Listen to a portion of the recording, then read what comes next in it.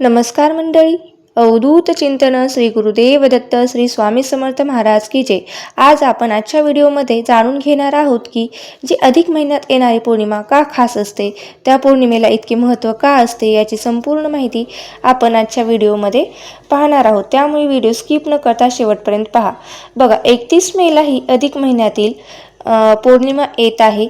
अधिक महिन्यातील पौर्णिमा म्हटलं की ही 3 वर्षातून एकदा ही सुवर्ण संधी मिळत असते.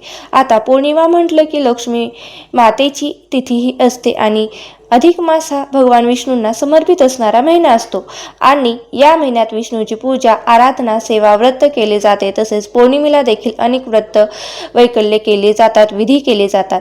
आज आपण ज्या काही गोष्टी आहेत ते जाणून घेणार आहोत. त्यामध्ये खास करून या दिवशी सकाळी उठल्यापासून ते रात्री झोपेपर्यंत आपल्याला काय काय कामे करायची आहेत, काय काय सेवा करायच्या आहेत, काय काय उपाय करायचे आहेत, याविषयी जाणून घेणार आहोत. त्यामुळे व्हिडिओ स्किप न करता शेवटपर्यंत पहा. आणि तसेच कोणते 11 महत्त्वाची कामे आपल्याला करायची आहेत जेणेकरून आपल्याला आपल्या आयुष्यात दुःख, संकट, अडचणी येणार नाहीत. बघा, सर्वप्रथम काय करायचं आहे की आता आपण जाणून घेऊ आधी पौर्णिमा कधी आहे. तर सर्वप्रथम पौर्णिमेचा प्रारंभ हा कधी होणार आहे आणि समाप्ती कधी होणार आहे. तर बघा, 30 मे 2026 रोजी शनिवारी पौर्णिमा दुपारी 11:58 सुरू होत आहे आणि ही पौर्णिमा समाप्ती रविवारी दुपारी 2:14 समाप्ती होत आहे. त्यामुळे 30 तारखेला किंवा 31 तारखेला प्रदोष काळामध्ये सत्यनारायण करायचं आहे आणि या संपूर्ण अधिक महिन्यात आपण कधीही सत्यनारायण करू शकतो.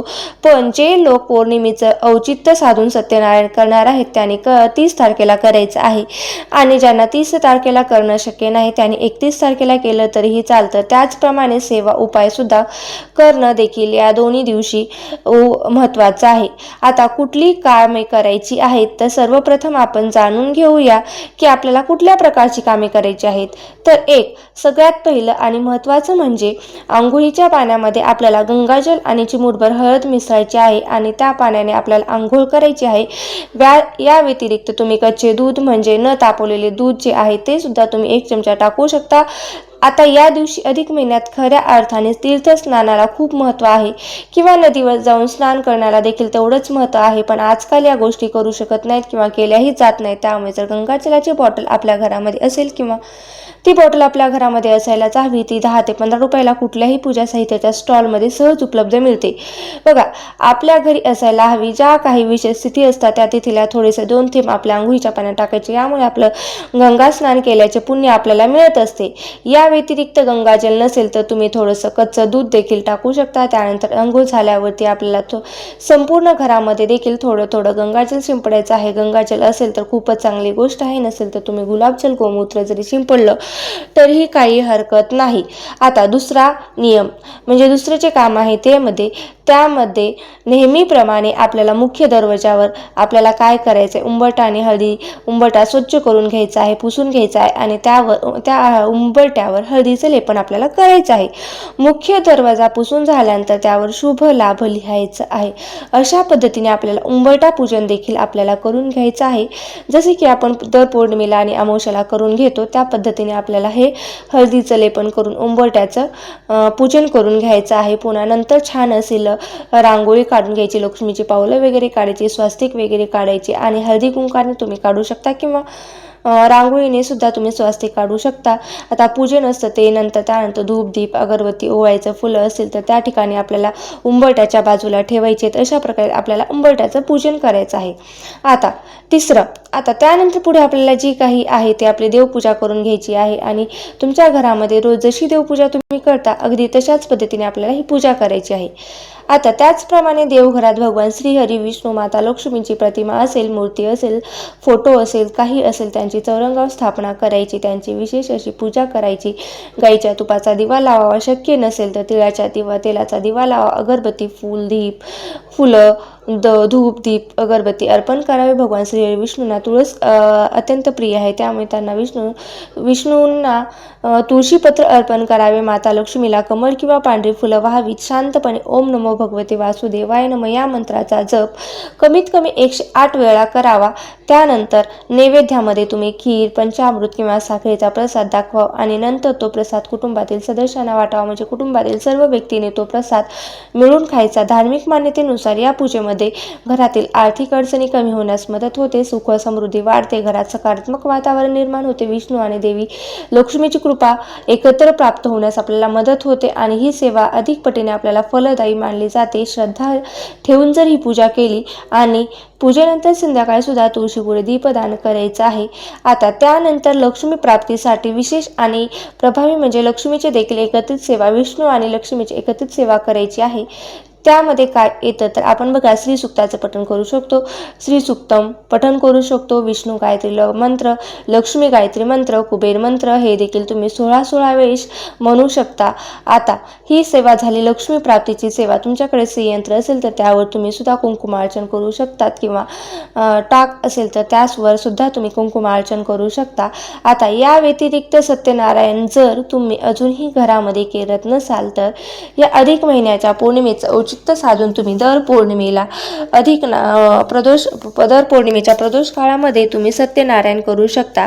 त्यामुळे काय होतं तर आपल्या आर्थिक अडचणी देखील सुटण्याला मदत होते आणि दर महिन्याला आपण या गोष्टी करायलाच हवेत। त्यानंतर अधिक महिन्यामध्ये पुरुषोत्तम मासाच्या पौर्णिमेला भगवान शंकराची आराधना करणं देखील गरजेचं आहे। यामुळे आजच्या या उद्याच्या दिवशी आपण शंकराच्या पिंडीवर पंचामृताने किंवा दहीने किंवा साध्या पाण्याने का होईना अभिषेक घालायचा आहे। तुमच्या घराजवळ कुठे शंकराचं मंदिर असेल तर त्या ठिकाणी जाऊन देखील भगवान शंकरांची सेवा करायची आहे। तिथे बसून आपण शिव महिम स्तोत्र म्हणू शकतो किंवा शंकर भगवानाची 108 नामावली घेऊन त्या ठिकाणी बेलपत्र देखील अर्पण करू शकतो किंवा ओम नमो शिवाय सुद्धा मंत्राचा जप करू शकतो। या दिवशी मंदिरात देखील दीपदान करू शकता।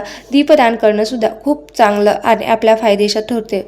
बघा, 6वा जो नियम आहे तो त्यानंतर आपल्याला काय करायचं आहे की अधिक मासामध्ये पौर्णिमेला देवघरामध्ये आपण जो दिवा प्रज्वलित करतो त्याच्या खाली एक वस्तू ठेवायची आहे, काय तर ते विड्याचं पान। आपल्याला प्रत्येक पूजेला महत्त्वाचं असतं, त्यामुळे पौर्णिमेला आपल्याला 2 विड्याची पानं आपल्या दिव्याखाली ठेवायची आहेत। पहिल्यांदा विड्याची पाने स्वच्छ धुवून घ्या, त्यानंतर त्यावरती कुंकुमाने स्वास्तिक काढून अक्षता अर्पण करा आणि त्यानंतर दिवा प्रज्वलित करायचा आहे। देवघरामध्ये जो आपण दिवा लावणार आहोत ते तर ठेवायचीच आहेच, पण अधिक महिन्यामध्ये दीपदानाला विशेष महत्त्व असतं, त्यामुळे तुम्ही उंबरठ्यावर तुळशीपाशी आवश्यक असे विड्याचे पानं ठेवून दीपदान करू शकता। 7 त्यानंतर लक्ष्मी प्राप्तीसाठी एक छोटासा उपाय सांगते। विड्याची पाने घ्यायची, त्या विड्याच्या पानाला थोडंसं अत्तर लावायचं आणि हे माता लक्ष्मीला अर्पण करायचं किंवा विड्याच्या पानाला तुम्ही मधाचा एक थेंब देखील लावू शकता। अशा प्रकारे मधाचे देखील विड्याचे पान तुम्ही अर्पण केलं तरीही चालतं, त्यावर आपल्याला माता लक्ष्मी प्रसन्न होते, धनवृद्धी होते। लक्ष्मी प्राप्तीसाठी खूप प्रभावी असा उपाय आहे, हा अधिक महिन्याला नक्की करावा। या व्यतिरिक्त अधिक मास हा भगवान विष्णूंना समर्पित आहे आणि आपल्याला भगवान विष्णूंच्या सेवेबरोबरच माता लक्ष्मीची सेवा ही या पौर्णिमेला आवश्यक करावी।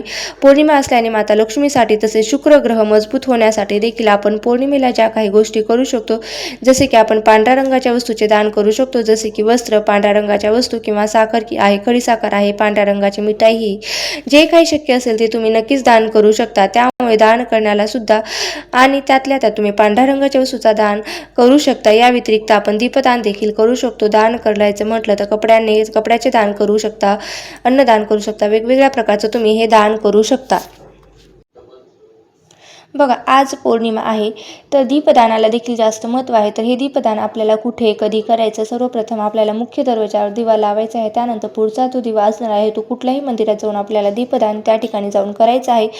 मग तुम्ही त्या ठिकाणी एकापेक्षा अधिक दिवे देखील देऊ शकतात किंवा कमीत कमी एक का होईना दीपदान आपल्याला मंदिरामध्ये करायचं आहे। या व्यतिरिक्त तुम्ही नदीच्या ठिकाणी जाऊन दीपदान करत असताल तर तिथे जाऊन तुम्ही दीपदान करायचं आहे।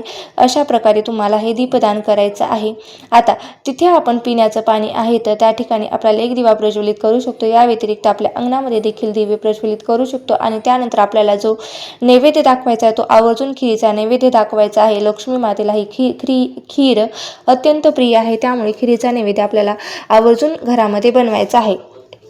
आता अजून जरी तुम्ही तुळशी मातेला सौभाग्याचे अलंकार अर्पण केले नसतील तर आज या संधी सोडू नका आणि तुळशी मातेला आवर्जून कुठलाही एक अलंकार, त्यामध्ये हिरव्या बांगड्या जरी असतील तरीही तुम्ही तुळशी मातेला अर्पण करायचे आहेत, किंवा आपली परिस्थिती थोडीशी चांगली असेल तर एखादी साडी किंवा ब्लाऊज पीस का होईना ते अर्पण करायचं आहे. ज्या ज्या वस्तू तुम्ही अर्पण करणार आहे त्या दुसऱ्या दिवशी एखाद्या गरीब व्यक्तीला दान करायचे आहेत, ज्यामध्ये घरामध्ये सौभाग्य प्राप्त होत असतं असं म्हटलं जात आहे. त्याचसोबत पौर्णिमेच्या दिवशी चंद्राची देखील पूजा केली जाते. ज्यांचा चंद्र खराब आहे त्यांनी आवर्जून पौर्णिमेच्या दिवशी चंद्राची पूजा करावी. ज्यांचा चंद्र खराब नाही त्यांनी देखील चंद्राची पूजा केली तर त्यांचं मानसिक स्वास्थ्य चांगलं राहण्यासाठी मदत होत असते. निर्णय घेण्याची क्षमता त्यांची वाढत असते. त्यामुळे आज किंवा उद्या आपल्याला चंद्राला अर्घ्य द्यायचं आहे. दूध, पाणी, त्यामध्ये थोडीशी साखर अशाप्रमाणे एकत्र करून आपल्याला चंद्राला अर्घ्य द्यायचा आहे. सूर्याला ज्याप्रमाणे अर्घ्य देतो त्याच पद्धतीने आपल्याला चंद्राला देखील अर्घ्य द्यायचा आहे. तुपाचा किंवा तेलाचा दिवा लावून चंद्रदेवाला ओवाळायचा आहे. त्यांना प्रणाम करायचे. अर्घ्य देताना कोणताही मंत्र येत नसेल तर तुम्ही साधा मंत्र म्हणा, ओम चंद्र देवाय नमः. एक वाटी खीर घेऊन चंद्राला नैवेद्य दाखवा. प्रार्थना करा, हे देवा याचा भोग स्वीकारा आणि याचा प्रसाद बनवा. ही खीर नंतर घरातील सर्वांनी बनवलेल्या खीरीत मिक्स करा आणि वाटीतील प्रसाद टाकून सर्वांनी खायचा आहे. यामुळे लक्ष्मी स्थिर करण्याचा अत्यंत प्रभावी उपाय आहे. हा प्रभाव तुम्ही नक्की करून बघा. त्यासोबतच पौर्णिमेच्या दिवशी जर आपण पितरांसाठी काही सेवा केल्या तर त्याचं देखील आपल्याला फळ मिळतं आणि आपलं पितृदोषापासून मुक्तताही होत असते. उद्याच्या दिवशी म्हणजे आज पिंपळाच्या झाडाजवळ आपल्याला एक कणकेचा दिवा लावायचा आहे. आता पिंपळाच्या झाडाला जर आपण कणकेचा दिवा लावला तर निश्चितच आपल्याकडून ते देखील एक प्रकारचं दीपदान होणार आहे. त्यामुळे कणकेचा दिवा त्यासोबतच का लावायचा आहे तर दूध मिश्रित आणि त्यामध्ये आपल्याला थोडंसं गूळ अशा प्रकारे मिश्रित घालायचं आहे. पिंपळाच्या झाडाला घालायचं आहे. याने देखील आपला पितृदोष दूर होण्यासाठी मदत होत असते. त्या ठिकाणी कमीत कमी 11 प्रदक्षिणा देखील घालायच्या आहेत आणि ओम नमो भगवते वासुदेवाय नमः या मंत्राचा देखील आपल्याला जप करायचा आहे. त्यानंतर आपल्याला उंबरठ्यावर संध्याकाळच्या वेळेस 5 कापराच्या वड्या देखील जाळायच्या आहेत. आता या वड्या जाळताना तुम्ही एक छोटीशी वाटी किंवा पंती घेऊ शकता. त्यामध्ये तांदूळ ठेवू शकता आणि अशा प्रकारे 5 कापराच्या वड्या तुम्ही प्रज्वलित करू शकता. जर तुमच्याकडे 2 लवंग किंवा 1 तमालपत्र असेल तर ते देखील आवर्जून टाकावे. हे प्रज्वलित करताना तुम्हाला बाहेर बसायचं आहे आणि आपलं जे तोंड आहे ते आपल्या घराकडे करायचे आहे. अशा पद्धतीने या कापराच्या वड्या आपल्याला जाळायच्या आहेत. जोपर्यंत ते प्रज्वलित होणार आहे तोपर्यंत आपल्याला श्री स्वामी समर्थ किंवा ओम नमः शिवाय असा मंत्र म्हणायचा आहे आणि हा उपाय तुम्हाला संध्याकाळी 6 ते 6:15च्या आतच करायचा आहे. या दरम्यानच करायचा आहे. त्यासोबतच देवघरासमोर देखील आपल्याला कापूर जाळायचा आहे आणि त्यासोबतच आपल्याला लवंग देखील जाळायचे आहेत. अशा प्रकारे आपण कापरासोबत लवंग जाळली तर आपल्या घरातील नकारात्मकता दूर होते. या व्यतिरिक्त लक्ष्मी मातेचा आशीर्वाद देखील आपल्याला प्राप्त होत असतो. अशा प्रकारे आपल्याला हे नियम पाळायचे आहेत किंवा हे कामं करायचे आहेत. आता या दिवशी गरिबांना दान दिले बघा, तसेच या दिवशी गरिबांना दान दिले तर त्याचं पुण्यसुद्धा आपल्याला मिळतं. आता तुम्ही म्हणाल आपण पुण्य तर घेत नाही ना, तर त्याचबरोबर खरोखरच असतं. दानाचे पात्र मानले गेलेले आहेत. तरी दरिद्र नारायण समजून नारायण दान करा. हे देवा, तुम्ही आम्हालाच हे अर्पण करत आहात, तुम्हीच या स्वरूपात बसला आहात असे भावनेने साथ घाला. पौर्णिमेच्या दिवशी तुळशीचे पान, तुळशीची पाने तोडू नयेत ही काळजी नक्की घ्यावी. तसेच आता जगाच्या पाठीवर कुठलीही कुलदेवी असेल तर तुम्ही दुर्गा सप्तशती ग्रंथाचं पारायण करायचं असतं. या अधिक महिन्यात अवचित्त साधून आपल्याला कुलदेवीची ओटी भरणं खूप महत्त्वाचं आहे. आणि खरंच जर तुम्ही या अधिक महिन्यात तुमच्या मूळ पीठावर गेला असाल आणि तिची ओटी खणनारायणाने ओटी भरला असाल तर खूपच चांगलं आहे. पण तुम्ही नक्की हे एकदा ओटी भरायला काही हरकत नाही. कुलदेवीची ओटी आता आपण मूळ पीठावर जाऊन कुलदेवीची ओटी भरणं ज्यांना शक्य असेल तर ते तर सोन्याहून पिवळं आहे. पण ज्यांना शक्य नाही त्याने काय करायचं आहे तर जवळपास कुठल्याही मंदिरात जायचं. आपल्या कुलदेवीचं मंदिर असेल तर तेथे जाऊन ओटी भरायची. तर आपल्या घरात कुलदेवीचा फोटो टाक असेल, मूर्ती असेल तिथे सुद्धा तुम्ही कुलदेवीची ओटी ही भरू शकता. या अधिक महिन्याच्या पौर्णिमेला तुम्ही वाण देऊ शकता. मूळ पीठावर जाऊन दिलं तर अतिशय उत्तम. नाही तर या पौर्णिमेचं औचित्य साधून तुम्ही देवीला वाण देऊ शकता. 33 बताशे 33 अनाशे दीपदान करू शकता. 33 दिव्याचं दान तुम्ही करू शकता. एखाद्या तांब्याचं भांडं असेल तर तेही तुम्ही दान म्हणून अर्पण करू शकता. कृष्णाला वाण द्यायचं असेल तर आम्हाला महाराजांना तुम्हाला वाण द्यायचं असेल तर तुम्ही यथाशक्ती हे वाण देऊ शकता. त्यानंतर शेवटचं काम की शेवटी जी सेवा आहे ती कसली तरी म्हणजे आणि सगळ्यात जी शेवटची सेवा येते म्हणजे त्यानंतर तुम्ही काय करायचे, सवाशीण किंवा कुमारिकेला सेवा आहेत.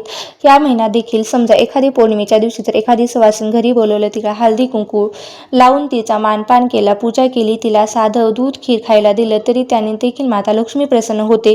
त्या महिलेला जर काही दुसरंही देणं शक्य असेल तर जसे बांगडी, चाळी, साडी, चोळी, शृंगाराचे साहित्य जे आपल्या आर्थिक परिस्थितीनुसार आपल्याला देणं शक्य होणार आहे ते तरीही दिलं तरी माता लक्ष्मीचा आशीर्वाद हा आपल्याला प्राप्त होतो. तर अशा पद्धतीने 11 गोष्टी आपल्याला ह्या करायच्या आहेत.